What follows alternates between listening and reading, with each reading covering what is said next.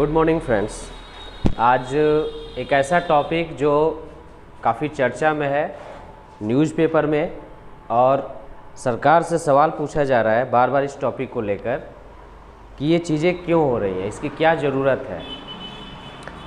Cricket match जो India Pakistan के साथ 24 अक्टूबर को होने जा रहा है, उसको लेकर जो लोगों की संवेदनाएं हैं उस पर आपने काफ़ी कुछ न्यूज़ सुना होगा, काफ़ी कुछ पेपर में लिखे गए होंगे और काफ़ी कुछ उसके डिफेंस में कहे गए हैं नेताओं द्वारा।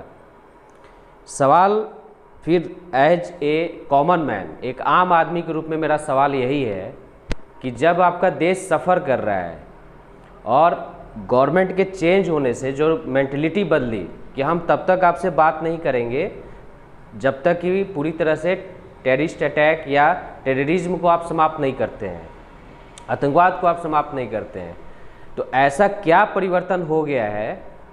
आर्टिकल 370 हटा, उसके बाद भी डेली टारगेटेड किलिंग है। हिंदू और सिख अल्पसंख्यक जो जम्मू कश्मीर में है उनको मारा जा रहा है, और ख़ासकर बिहार के लोगों का जो पलायन हो रहा है एज ए बिहारी, उस चीज़ को संवेदना के रूप में, इसलिए मैं नहीं कह रहा हूँ कि मैं बिहारी हूँ, इसलिए कह रहा हूँ क्योंकि वो मरने वाला व्यक्ति मेरे राज्य का है, साथ ही साथ वो इस देश का नागरिक है, और अगर उस देश का नागरिक है तो उसको भी जीने का हक था। अगर एक गोलगप्पा बेचने वाला व्यक्ति मारा जा रहा है, सरकार के लिए कोई परेशानी नहीं है, सरकार के लिए कोई कष्ट नहीं है। क्यों? क्योंकि सरकार का कोई बड़ा नेता नहीं मारा गया है। मिलिट्री मारी जा रही है तो सरकार के लिए संख्या मायने रखती है। अगर एक मिलिट्री मरी, 2 मिलिट्री मरी, 2 जवान मरे, 5 जवान मरे, कोई संख्या मायने नहीं रखती। वही जब 43 को बम विस्फोट से उड़ा दिया जाता है तो देश जागता है, सरकार जागती है, और देन अटैक होता है जिसको सर्जिकल स्ट्राइक, और उस पर पॉलिटिक्स शुरू हो जाती है। मेरा ये कहने का अर्थ नहीं है कि हम अपने डिफेंस के लिए तैयार नहीं हो, लेकिन जो पॉलिसी का डायलेमा है गवर्नमेंट में, जो पॉलिसी क्रिएट नहीं कर पा रहे हैं, एक कॉन्क्रीट पॉलिसी की ज़रूरत थी हमको। क्रिकेट एक बहुत इम्पॉर्टेंट गेम है, यह हम मान के चलते हैं देश के लिए, लेकिन हाँ, सवाल ये है कि कितने लोगों को रोज़गार देता है क्रिकेट। अगर भारत जैसे देश के लिए क्रिकेट इतना इम्पॉर्टेंट है कि आपके सरजमी पर आकर वो देश लोगों को मारता है और आराम से अपने पॉलिटिक्स, डिप्लोमेटिक पॉलिटिक्स, सितंबर के महीने में यूएनओ की बैठक होती है, उसमें पाकिस्तान चिल्ला चिल्ला के कहता है कि कश्मीर में जो भी कुछ हो रहा है वो इंडिया कर रहा है और इंडिया के जो सैनिक हैं वो कर रहे हैं। उसका आपने विरोध किया, वहाँ पर उसका जवाब दिया जाता है, और कंटिन्यूटी ये जवाब आती रहती है। कंटिन्यू के अनुसार आप अगर देखिएगा 10 दिनों पर, 5 दिनों पर अभी भी वो मामले उठते रहते हैं यूएनओ में, और आपको अचानक एक मिल जाता है कि चलो अब क्रिकेट खेलने चलते हैं। आपने कभी ही बोला था, मतलब मैं अपनी बात नहीं कर रहा हूँ, गवर्नमेंट की ही बात कर रहा हूँ, गवर्नमेंट पॉलिसी की बात कर रहा हूँ कि आतंकवाद और क्रिकेट साथ साथ नहीं हो सकते। ये गवर्नमेंट ने ही कहा था, रिश्ते और क्रिकेट साथ साथ नहीं चल सकते हैं, सॉरी आतंकवाद। तो रिश्तों में ऐसा कौन सा सुधार हो गया, सवाल ये उठता है एज ए कॉमन मैन, एक आम आदमी के रूप में रिश्ते ऐसे क्या बदल गए, क्या पाकिस्तान की तरफ से आपको सार्थक या सकारात्मक पहल देखने को मिले कि आप क्रिकेट खेलने के लिए चले गए। अब इसके 2 पक्ष हैं, जैसे राजीव शुक्ला जो बीसीसीआई के उपाध्यक्ष हैं। बीसीसीआई मतलब मोटा पैसे की संस्था, मैं नाम नहीं लेना चाहूँगा, उसका अध्यक्ष और उसके जितने भी कर्मचारी हैं, क्या उनका कभी ऑडिट होता है? और उनके कर्मचारी सत्ता पक्ष या विपक्ष, कोई भी व्यक्ति हो, राजनेता क्यों होते हैं?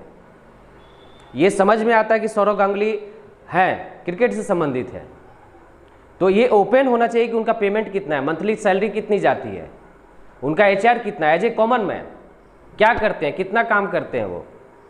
बीसीसीआई का ये काम नहीं है कि पैसा लेकर दबाकर और राजनीतिक सत्ता उस पर बैठकर उसको भोगे।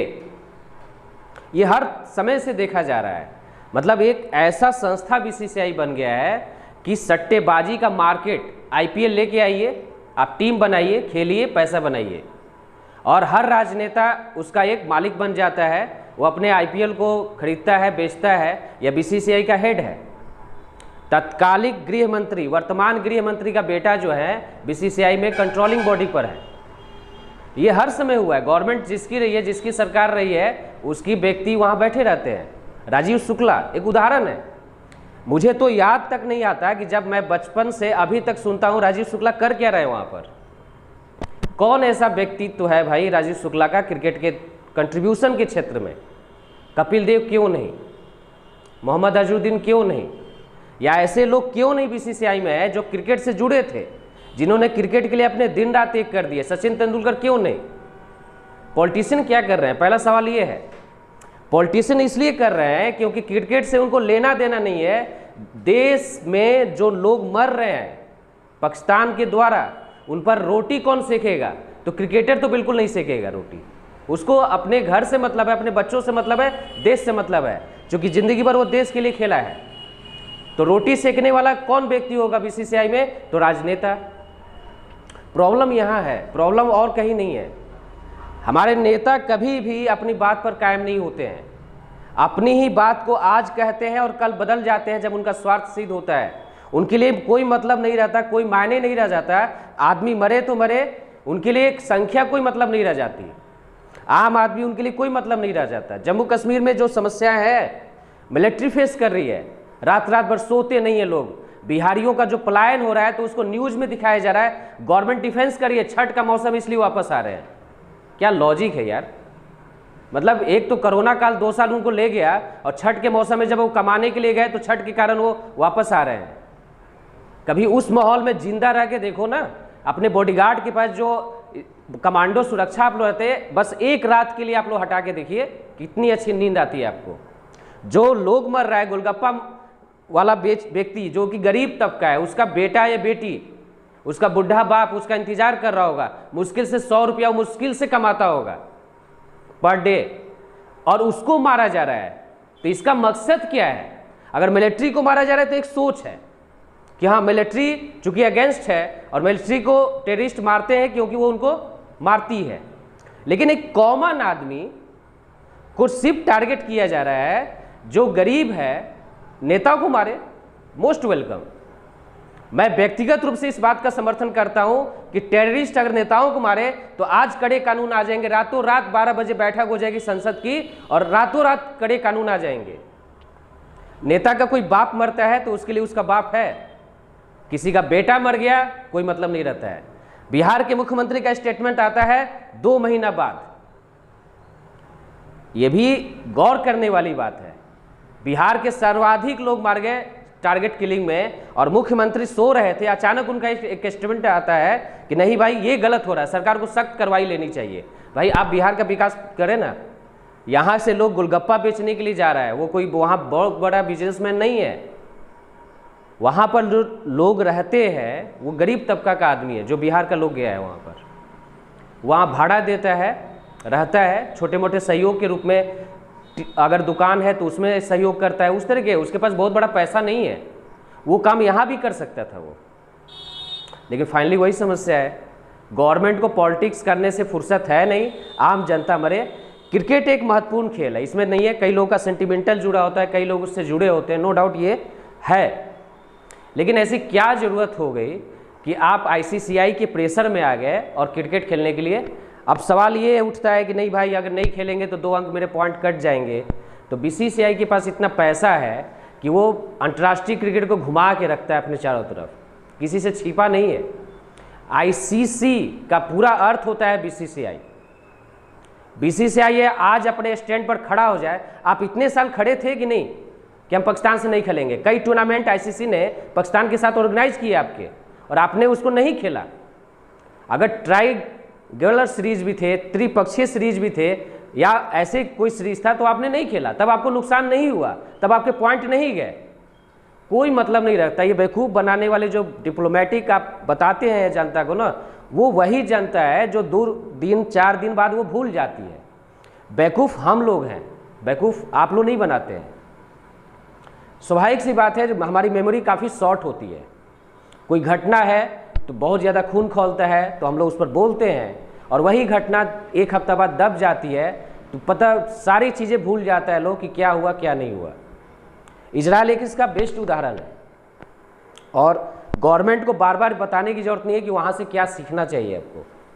इजराइल ने उन्हीं देशों के साथ अपने रिश्ते कायम रखे, 1948 में वो बना, और 2021 तक उन्हीं देशों के साथ उसका रिश्ता है जिनके साथ उनका रिश्ता होना चाहिए। उसने कभी स्वार्थ के बल पर उन देशों से रिश्ता नहीं बनाया, अपने टर्म कंडीशन पर उसने शांति का प्रयास किया, ना कि दूसरे के टर्म कंडीशन पर। क्रिकेट एक छोटा सा गेम है, कोई मायने नहीं रखता है। हाँ, ये हो सकता है कि बहुत सारे लोग इससे कमाते हो, उद्योगपति कमाते हैं, नेता लोग हमारे कमाते हैं। देश में जो सेंटिमेंटल है, बाय चांस अगर इंडिया हार गया सॉरी बाय चांस अगर इंडिया हार गया तो क्या गारंटी है कि जीत के आएगा। एडवर्टाइजमेंट तो ऐसे आने लगे हैं, कमर्शलाइजेशन शुरू हो गया क्रिकेट का, जो पहले से था। मैच अभी हो ना हो, लेकिन आप जो देख रहे हैं, हर कंपनी अपने प्रचार में लग गई है, प्रमोट कर रही है अपने प्रोडक्ट को, और प्रचार ऐसे आने लगे हैं, लोग ऐसे शेयर करने लगे हैं, सारे लोग भूल गए हैं कि इंडिया पाकिस्तान के रिलेशनशिप क्या है। जो लोग मरे हैं उनके घरों में भी कभी ताका झाकी कीजिए, रात की रोटी उनके यहाँ थाली में है कि नहीं है, ये ज़रूर देखना चाहिए। जो गोलगप्पा बेचने वाला व्यक्ति मरा, उसका परिवार की स्थिति क्या है, जो मिलिट्री का जवान वहाँ मर रहा है उसकी परिवार की स्थिति क्या है, जिन टीचर को वहाँ मारा गया उनके परिवार की स्थिति क्या है, उनसे जाके एक बार ज़रूर सलाह लीजिए कि अब क्रिकेट खेलना चाहिए कि नहीं खेलना चाहिए। और अगर वो बोलते हैं खेलना चाहिए तो बिल्कुल जाइए, सारा देश आपको सपोर्ट करेगा। लेकिन हाँ, वो बोले तो सही इस बात को लेकर। उनके आंसू, जिसको बोला जाता है ना कि मरने के बाद हम लोग 12 दिनों का एक तरह से बरखी मंगाते हैं, 13वीं मनाते हैं, तो अभी तो बहुत लोगों का 13वीं तक नहीं हुआ है। कम से कम इतना दिन तो रुक ही सकते थे, भारतीय संस्कृति के अनुसार इतना दिन तो वेट कर सकते थे आप, कि उनकी चिता की अग्नि अभी ठंडी हो तब जाके हम कुछ रिश्ते बनाते। तो सारे रिश्ते आपके धरे रह जाते हैं सिर्फ इसलिए कि आपका डिप्लोमेटिक चीज़ें जो है, आपका आत्मस्वार्थ जो है, और क्रिकेट खेलने से बहुत पैसा। चूँकि ये तो स्वाभाविक सी बात है कि इंडिया पाकिस्तान के मैच में सबसे ज़्यादा दर्शक आएंगे, क्रिकेट ब्लैकमेल बेचा जाएगा और अथाह पैसा उसमें बरसेगा। जो कंपनियां हैं इतना इन्वेस्ट करेंगी अपने एडवर्टाइजमेंट में कि वो कभी किसी और मैच में नहीं होगा। पूरा जो टूर्नामेंट है, उस टूर्नामेंट का एक कमाई इस मैच से आने वाला है। तो पॉइंट मायने नहीं रखता, देश मायने नहीं रखता, मायने क्या रखता है? आपका पैसा। और फंडामेंटल यही चीज़ है। अफसोस होता है उस गवर्नमेंट से जिसने कभी एक स्टैंड लिया था कि वार्ता तब तक नहीं होगी, संवाद तब तक नहीं होंगे, क्रिकेट तब तक नहीं होगा जब तक आतंकवाद की सफाया नहीं होगा। धारा 370 हटा है, लेकिन रिजल्ट धरातल पर अभी भी नजर नहीं आ रहे हैं। आशा हम लोग करते हैं कि हमारे गृह मंत्री जागेंगे, केंद्रीय गृह मंत्री, और कहीं ना कहीं वहाँ के लोगों को बचाने का प्रयास करेंगे। क्रिकेट, मुझे आशा है और मुझे पूर्ण विश्वास है, मेरे कहने से और किसी तरह का सेंटिमेंटल से देश का क्रिकेट नहीं रुकने जा रहा है। क्रिकेट होगा, लेकिन शर्म की बात है, अगर क्रिकेट होगा तो उससे ज़्यादा शर्म की बात और कुछ नहीं होगी। लोग लॉजिक दे रहे हैं, लॉजिक क्या दे रहे हैं कि ओलंपिक में क्यों खेले क्रिकेट पाकिस्तान के साथ। फिर यार, ओलंपिक और क्रिकेट में आकाश पाताल का अंतर है। अगर क्रिकेट में विश्व के सारे देश आके पार्टिसिपेट लेते तब तो समझ में आता कि हाँ चलिए यहाँ वो करना चाहिए। पाकिस्तान मैच को क्यों ओरिएंट किया गया, ओलंपिक में क्यों नहीं पाकिस्तान के साथ उतना आपको फोकस किया गया था, ये सोचने वाली बात है। ओलंपिक में इंडिया का मुकाबला किस प्लेयर के साथ है, क्यों नहीं न्यूज़ तक आया था कभी। 24 अक्टूबर का कैसा कौन सा धमाल हो गया भैया, क्या पूरा उसको टेलीकास्ट करने लगे, प्रचार प्रसार करने लगे, पैसा कमाने के फिराक में लग गए। लॉजिक उन चीज़ों का रखिए ना जहां समझ में आए। ओलंपिक में विश्व के सारे देश थे, एक जगह हुए और उन्होंने गेम को खेला। क्रिकेट में गिने चुने देश हैं जिनको पैसा बनाना है और अपनी स्थिति को अलग से, बहुत सारे बोर्ड डूब रहे हैं, पाकिस्तान क्रिकेट बोर्ड डूब रहा है, तो उसको बचाने के लिए इंडिया बीसीसीआई जा रहा है उसको सपोर्ट करने के लिए। फंडामेंटल ये चीज़ है। पाकिस्तान की दयनीय स्थिति बहुत बुरी है कि वो किसी भी टूर्नामेंट का, आप देख लो ना, 10 सालों में पाकिस्तान, जो वहाँ का पाकिस्तान क्रिकेट कंट्रोल बोर्ड है, कितना उसने टूर्नामेंट ऑर्गेनाइज किया है। न्यूजीलैंड नहीं गया खेलने के लिए उसको, भारत लंबे समय से नहीं खेल रहा है। तो पाकिस्तान के पास पैसा है नहीं उसके कि वो टूर्नामेंट करवा ले, किसी टीम को बुलाकर। कोई ऑस्ट्रेलिया कौन क्यों जाएगा, इंडिया क्यों जाएगा खेलने के लिए, आपके सुरक्षा नहीं है हमारी। तो आप तो लंबे समय से खेल नहीं रहे हैं, आपके पास पैसा है नहीं, आप पेमेंट तक प्रोवाइड नहीं कर पा रहे हैं अपने प्लेयर को। तो ये ऑक्सीजन है कि पाकिस्तान के साथ हम क्रिकेट खेलेंगे, वहाँ के क्रिकेट बोर्ड को फिर से जन्म देंगे कि भविष्य में ये एक तरह से जो चीज़ें चल रही हैं वो चलती रहे, कंटिन्यू उसको चलती रहे, लोग को समझ में नहीं है, और वही पाकिस्तान फिर वो पैसा कलेक्ट करेगा, इन्वेस्ट करेगा मिलिट्री में, उसकी गोली खरीदेगा, बंदूक खरीदेगा और आपके मिलिट्री और गोलगप्पे जैसे लोगों को मारेगा। ये है पूरा रणनीति और चक्र। सोचने की बात है, मेरे कहने ना कहने से कोई जो फर्क नहीं पड़ने वाला है। एज ए कॉमन मैन मुझे लगा कि भड़ास निकालना चाहिए। भड़ास कहाँ निकले, तो मेरे पास एक माध्यम था, मैं निकाल रहा हूँ भड़ास। लेकिन हाँ, देश है तो मेरी पहचान है। एक व्यक्ति भी अपनी एक नीति बना के रखता है, उसकी भी सिद्धांत होते हैं। अगर मेरा अपमान किसी व्यक्ति ने किया है तो हम उसके घर नहीं जाते हैं, किसी भी कंडीशन पर नहीं जाते हैं, तब तक जब तक कि उधर से कोई माफीनामा नहीं है या गलती का एहसास नहीं हो, या जब तक हम बदला नहीं ले लेते। तो ये कॉमन आदमी के लिए है, देश के लिए तो राजनेता है, सर्वोपरि राजनेता है। राजनेताओं को अगर थोड़ा सा भी परेशानी होती है, रात की नींद नहीं आती है, तो देश का सारा सिस्टम उनके बचाव में लग जाता है, वो सुरक्षित है। फारूक अब्दुल्ला को कहाँ कोई गोली लग रही है, मुफ्ती मोहम्मद की बेटी को कहाँ कोई गोली लग रही है, वहाँ के नेता कहाँ मारे जा रहे हैं। जो बेचारे कमाने गए थे, जिनको लोगों ने इनिशिएट किया, वो अपने चेहरे छिपा कर, अपनी पहचान छिपा के, जो हिंदू है अपने को मुस्लिम बताता है, लेकिन आधार कार्ड पर कहाँ वो छिपा पाएगा, फिर देख कर गोली मारते हैं। ये है, देखो तुम्हारा नाम। और सवाल ये है ना कि राजनीति आप किस पर करते हैं, दलित पर ना। मरने वालों की संख्या में जनरल कितने हैं, दलित कितने हैं, ओबीसी देखे हैं, देख लेना। गोलगप्पा बेचने वाला क्या आपको लगता है जनरल था, दलित वर्ग का था? तो राजनीति आपकी कहाँ गई फिर? वहाँ दलित की पॉलिटिक्स क्यों नहीं होती है? आप क्यों नहीं प्रिजर्व करते हैं उसको, क्यों नहीं बचाते हैं? आवश्यकता इस बात की है कि देश आवाज़ उठाए, सवाल पूछे नेताओं से। अब वो समय आ गया है कि आप गए क्रिकेट खेलने तो क्यों गए, हमारी लाशों को लेकर क्यों गए, क्यों भी बड़े बड़े वादे करके चले जाते हैं? तो सवाल यहाँ है।